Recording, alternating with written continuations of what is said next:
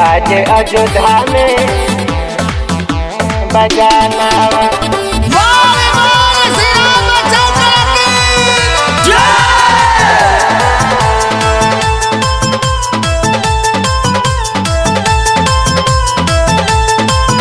हरे राम जी के भइले जनमवानु हो, बाजे अयोध्या में बजाना। सखी लोग लूटावेला गहनावानु हो, राजा दशरथ के आंगना।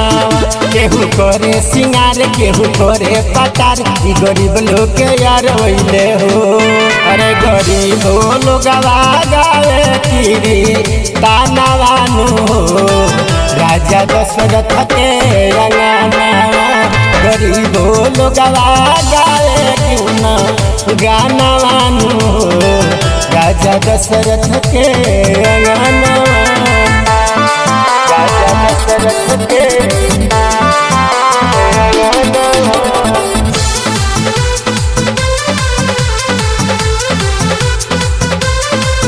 तीनों माई के चार भाई के एगो संत महंत, अरे मिलले गोसाई।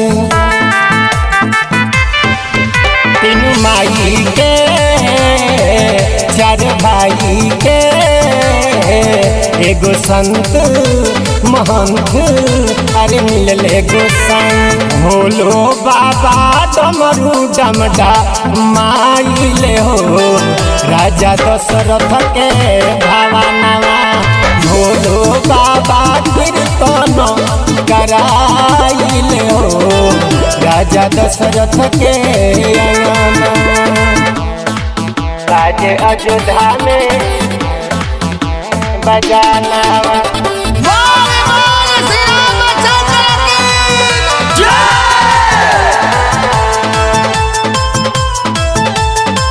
अयोध्या गौआ में हरि के पौआ में कुछ रुनझुन कुछ झुनझुन, अरे गजबे सुनाई।